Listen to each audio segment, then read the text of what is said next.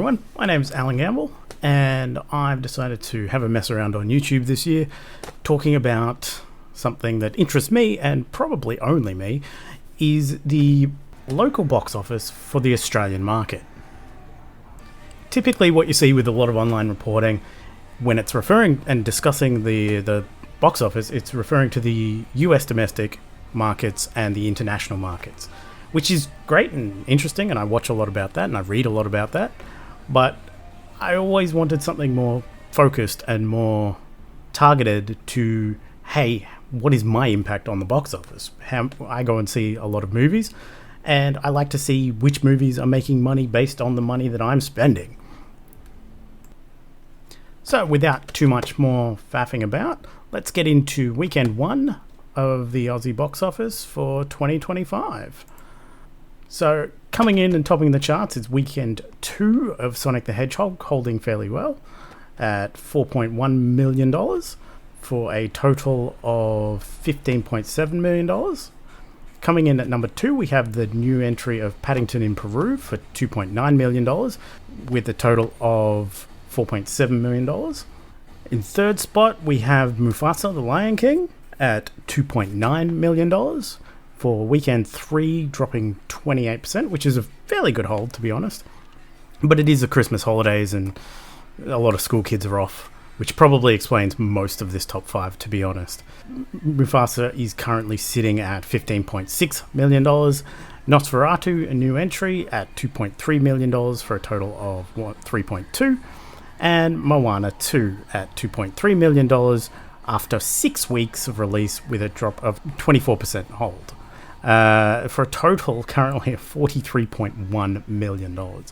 Really holding quite well, but a lot of these are holding quite well over the Christmas break. Paddington in Peru looks like it's a fairly soft opening, to be fair. However, I think Paddington has always been a British first export of a franchise. I believe the first Paddington ended up with a total of about $11.9 million, and Paddington 2 ended up with $10.5 million.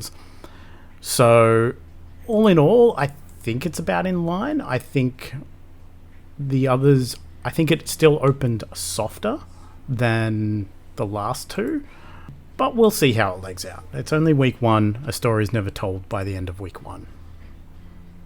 Continuing on at numbers 6 through 10. At 6, we have Wicked in week 7 with $2.035 million, another drop of 25%. At position 7, we have the new opening of Better Man, well underperforming what was expected at $1.1 million. At number 8, we have Gladiator 2 with $543,000, a drop of 35% week on week for a total of $24.5 million after 8 weeks. At number 9, we have Anora with $298,000, a drop of 28%, which is in very limited release currently, for a total of $1.1 million. And at number 10, we have A Real Pain with $243,000, a drop of 34%, for a total of $926,000. Both Anora and A Real Pain opened last week, and are in fairly limited screenings with under 100 screens. And across to the top 10 grossing movies of 2025 in Australia. In number 1 and 2, we have Paddington in Peru at $4.7 million and Nosferatu at $3.2 million. Those are the two big wide openers of the year so far. At number 3, we have Honey Money Phony, which is a Chinese drama romance comedy.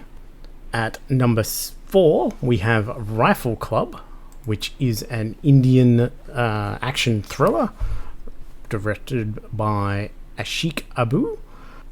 Then at number 5, we have Once Upon a Time Indochine, which is an Indonesian comedy. We then have a good one at $2,400, which is an American drama But obviously it must be a very limited release at this stage. Possibly only several screens, I would imagine. Probably one. At number 7, we have Identity at $763, which is an Indian action thriller that's just come out. And then finally, at number 8, we have ED Extra Descent at $314, which I believe is another action comedy from India. All right, and coming up next week is opening wide is Den of Thieves 2 Pantera, which I just caught up on the first Den of Thieves, and it was a lot better than I expected. Conclave opens on January 9th as well, which is an Oscar buzzy movie that I enjoyed, but I had some issues with, but ultimately it was quite an interesting film. And last up of the wide releases for January 9th is Monster Summer, which looks like a Stranger Things type vibe with Mel Gibson. Not sure how that will do, but it certainly looks like a movie. In limited release on January 9th, we have Identity releasing, which is a 2025 Indian action thriller. We have Once Upon a Time at Abadan, which is an Iranian film that looks like a very heavy drama about the country's political situation with US and Afghanistan and Iran and all sorts of fun stuff that looks like a very intense movie. It's actually from 2021, so it's just finally getting a small limited release in Australia because we have a habit of not getting releases when they're released worldwide. And last up is Octopus with Broken Arms, which is a Mandarin language film from China that looks like a bit of a crime drama. So that's what's coming up next week.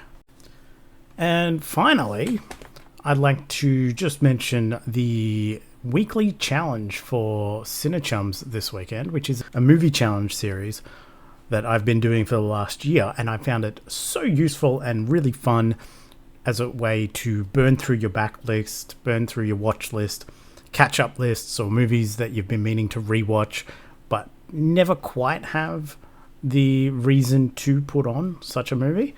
Having themes and challenges and concepts behind each week's challenge gives you a specific reason to target a specific movie that you might have put off otherwise. I've watched a ton of great movies with these challenges over the last year, and I intend to continue to do so. So this week's challenge is the future. Week 2's challenge is the future, so movies that are set in the future, movies that are set in the present day when the present day was perceived to be the future. They've put down a few suggestions like Gattaca, Children of Men, Mad Max Fury Road, The Fifth Element. I'm not sure what I'm thinking of. I have a shortlist set up of a few things that I might rewatch, like Ghost in the Shell or Minority Report or maybe Moon. Maybe Demolition Man. Outland is one that is on my watch list that's been there for a long time. Outland from 1981 with Sean Connery. Heaven forbid, Rebel Moon Part 2. The director's cut is on my shortlist. However, I'm not doing that one without at least a couple of beers. Judge Dredd, not Dredd from 2012, but Judge Dredd from 1995 is on my rewatch list. And a few other titles that I've just got floating around is Code 46 from 2003, Vespa from 2022, Cherry 2000 from 1987, and Burst City from 1982. But I encourage everyone to give this challenge a look over, give the Cinechums challenge a look over, see if it floats your boat. I found it a lot of fun. Link will be in the description below. So if it is something you're curious about or something that you think you could have a lot of fun with, I've had a lot of fun with it and look forward to the new challenge every single week. So there's that. But that's everything for me for this week. My plan, I think, will be to try to get one out every week in accordance with the new weekend box office charts and the new upcoming releases and the new Cinechums Cinema Challenge. How I go with that, I still work full time, so I don't know. We'll see how this little hobby plays out. Otherwise, I will be looking at incorporating some camera gear and some lighting because I have that from my photography background, so we'll see if that goes well. But that's it for me from now. Thank you for letting me talk to the void about these things and these numbers that I enjoy. Hopefully some people out there do as well, but if not, I get to talk to the void and get to put my thoughts out there, and I like that for myself anyway. Thank you. Bye.